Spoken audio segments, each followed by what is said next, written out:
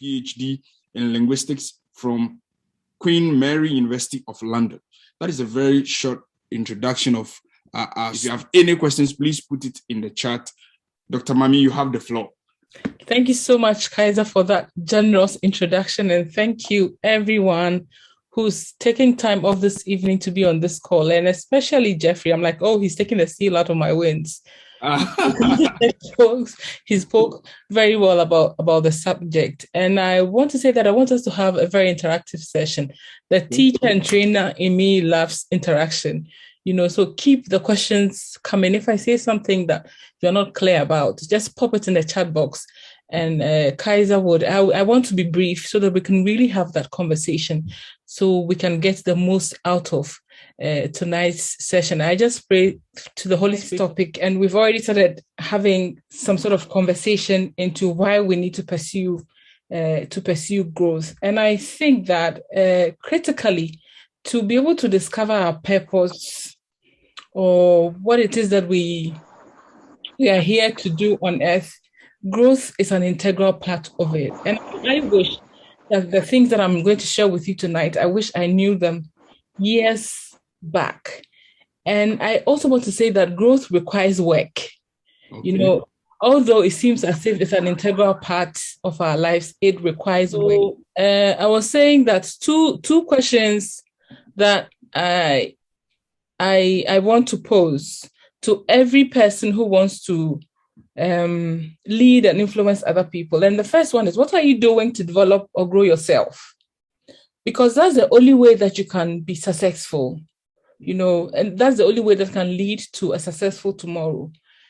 Or that's the only way that you can keep learning. And when you're able to answer the things that you're doing to grow, that actually signifies your personal success as a human being. Then the other aspect is, what are you doing to grow others? And that relates to your significance. So it's not solely about you, but how you are helping others also to grow. So Kaiser, you talked about the fact that we learn from the experiences of other people. So how are you influencing the other people around you or helping them to grow? And yes, so I just want to delve in. And these things that I'm sharing with you are things that read them. So what essentially growth applies, we can all grow. But the two important things I want us to note here is that it's person specific. So my growth will be different from the growth that I need, might be different from what Kaiser or Jeffrey or Julius will need.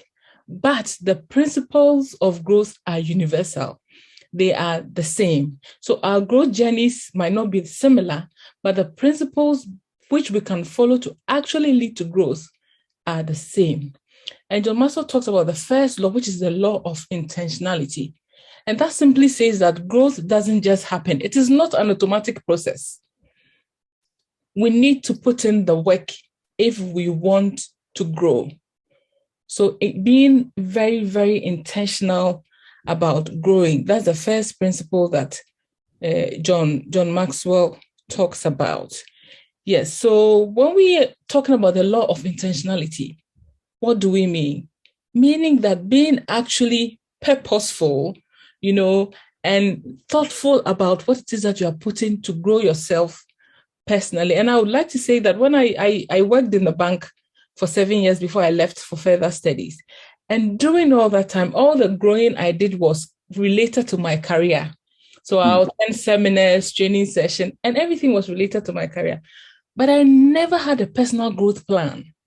I never had anything that said that in the next 5 years, this is what I want to achieve in the next 10 years or in the next month. I had nothing like that, and I assumed that as I was growing physically, and it's funny that we take care of our bodies, we are careful of the food we eat so that we can grow well.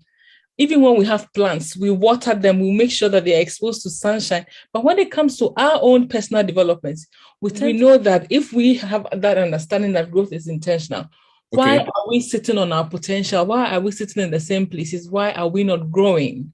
And I'm saying that these are some of the potential pitfalls that prevent us from taking the actual steps to the growth that we desire in our lives. So the perfection gap, inspiration gap, I don't feel like growing. The comparison gap, others are better than me. That's a dangerous one. Yeah. The expectation gap, I thought it would be easier than this. And I can easily identify to the fact that I've fallen prey to this so many times that I actually start something and think it's going to be easy. And once it gets difficult, I pull back and like, no, I don't want to go on anymore. But I thank God that I'm in a better place now and I persevere. I am no longer like that. So the point really that I'm making here is that we need to transition from that mindset of growth is automatic to actually being intentional about growth. And that feeds directly into having a growth plan. You can't say you want to be intentional about something and don't have anything written down as to how you're going